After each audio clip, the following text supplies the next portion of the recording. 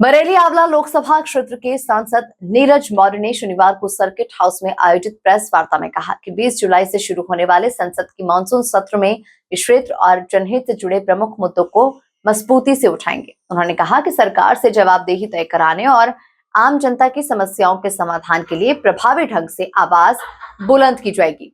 सांसद ने बताया कि सत्र में युवाओं के लिए रोजगार, सरकारी विद्यालयों की शिक्षा व्यवस्था, स्मार्ट सिटी मिशन की समीक्षा, किसानों की आय, फसल क्षति का मुआवजा, एमएसपी को कानूनी गारंटी, खाद की उपलब्धता, कर्ज माफी, महंगे डीजल पेट्रोल और कृषि संकट जैसे मुद्दे प्रमुखता से उठाए जाएंगे। इसके अलावा शिक्षक भर्ती में टीईटी की अनिवार्यता, नीट परीक्षा में कथित अनियमितताएं, महंगाई, बेरोजगारी, सरकारी विभागों में भ्रष्टाचार, चुनावी पारदर्शिता और राम मंदिर परिसर की सुरक्षा जैसे विषयों पर भी सरकार से जवाब मांगा जाएगा। नीरज मौर्य ने कहा कि बरेली और आंवला क्षेत्र के स्थानीय मुद्दों को भी संसद में प्रमुखता से रखा जाएगा। इनमें खाद्य संकट, रबर फैक्ट्री कर्मचारियों की समस्याएं, 300 बेड अस्पताल का सुचारू संचालन और बरेली में एम्स की स्थापना की मांग शामिल है।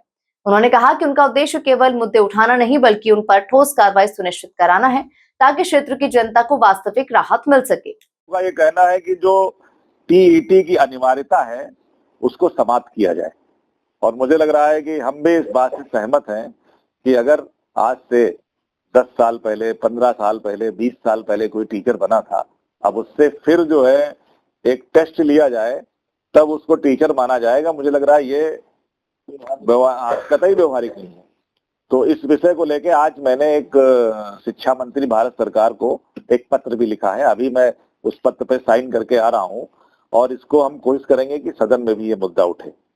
नीट की बात मैंने बताई दी कि नीट में किस तरह से हुई है और आज इन सारे जो संकट हैं इनको लेके महंगाई भी बहुत चरम पे है। आपके अखबारों में ही मैंने पढ़ा कि शायद जितनी महंगाई दर है इस समय जून के महीने में आई है वो सबसे उच्च स्तर पर पहुंच गई है। तो महंगाई नियंत्रण अगर नहीं होगी तो आम आदमी का जीना बड़ा मुश्किल हो जाएगा। इसके अलावा जो स्थानीय स्तर पे मैं देख रहा हूं कि चाहे कोई थाना हो, तहसील हो, हर जगह पे भ्रष्टाचार बहुत है। इतना भ्रष्टाचार है कि हमें लग रहा है बगैर पैसे के लोगों के सुनवाई नहीं हो पा रही है। और अभी आपने देखा कि जो हमारा हम सब के लिए आस्था का एक केंद्र है अयोध्या हमारा, जहां हमारे भगवान प्रभु श्री राम उनका मंदिर भी बना। उस मंदिर में सबने लगभग योगदान किया था, हमने भी किया था और उस मंदिर में हम लोग आस्था के साथ जाते हैं। हम भी गए थे तो जाहिर सी बात है हम सब लोग जाते हैं तो एक आस्था स्वरूप और अपनी जो यथाशक्ति होती है वहां लोग दान पात्र में डालते हैं। और वहां पे जिस तरह से घटनाक्रम हुआ, मुझे लग रहा पूरा हिंदू समाज ही नहीं, हिंदुस्तान का रहने वाला हर व्यक्ति आहत हुआ है कि हम भगवान के मंदिर में। तो मैं तो इसमें चाहूंगा कि आप लोगों के माध्यम से सरकार इसमें कार्रवाई करने के साथ साथ एक ऐसी व्यवस्था बनाए कि जो चंदा वहां आता है उसका हिसाब जनता को दिया जाए। चाहे वो हफ्ते में दें, चाहे 2 दिन में दें, चाहे 5 दिन में दें, एक बोर्ड डिस्प्ले करें कि भाई इस हफ्ते में इतना रुपया का चढ़ावा आया और उस चढ़ावे से जन कल्याण के काम किए गए, तब तो उसका सदुपयोग है। वरना अभी मैंने एक, आपके शायद हमारे मित्र यहाँ होंगे, न्यूज 24 में देख रहा था, वो अयोध्या में आपके साथी बात कर रहे थे लोगों से, टेम्पो वालों से, ऑटो वालों से, तो वो बता रहे थे कि इस घटना के बाद यहाँ पे लोगों का आवागमन बहुत कम हो गया है। तो इस पे सरकार अगर सख्ती से कार्रवाई करके और इसको पारदर्शिता अगर इसमें नहीं करेगी तो मुझे लग रहा है कि ऐसी घटनाएं कैसे रुकेंगी, ये चिंता का विषय है। और हम लोग ये चाहते हैं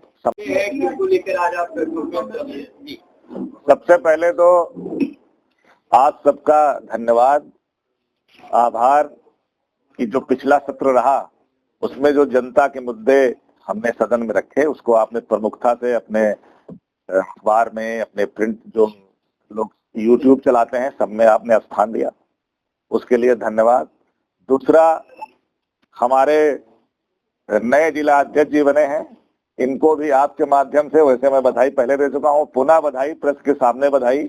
और बहुत ही मेहनत से हमारे जिला अध्यक्ष जी जो काम कर रहे हैं बरेली में नजर आ रहा है, उसके लिए इनको बधाई, आप सब लोगों का जो सपोर्ट मिल रहा है उसके लिए बधाई। क्योंकि परसों से लोकसभा का सदन चलने जा रहा है और इस समय देश में बहुत सारे ऐसे मुद्दे हैं जिन पे जनता चाह रही है कि लोकसभा में चर्चा हो और उसका समाधान हो। जैसा कि अभी आपने देखा कि दिल्ली के अंदर जिस तरह से जंतर मंतर पे धरना चल रहा था और आज शायद जबरदस्ती उनको हटाया जा रहा है, तो हम लोगों ने जो योजना बनाई है कि इस बार सदन में अवसर मिलेगा तो किन बातों को प्रमुखता से रखेंगे, उसी बिंदुओं पे हमने सोचा है कुछ आप लोगों को जानकारी दे दें और आपसे आग्रह भी कर लें कि हमारे जो मुद्दे वहां उठेंगे उनको फिर आप जनता में पहुंचाएंगे। तो हमने जो मुद्दे तय किए हैं उसमें एक युवाओं के लिए रोजगार के नए अवसरों का कैसे सृजन हो, क्योंकि आज एक बहुत बड़ा मुद्दा है युवाओं के रोजगार का। और जिस तरह से भी आपने देखा कि नीट के पेपर लीक हुए, बच्चों ने सुसाइड किया, और अगर इस तरह की परीक्षाएं नहीं होंगी तो उनको भी एक तरह से वो भी रोजगार ही है, डॉक्टर बनते। दूसरा जो आज सबसे अहम विषय है कि जो सरकारी हमारे विद्यालय हैं, सरकारी विद्यालयों में एक तो जो शिक्षा का स्तर है लगातार गिर रहा है और दूसरा सरकारी विद्यालय में नामांकन भी बहुत घट रहे हैं।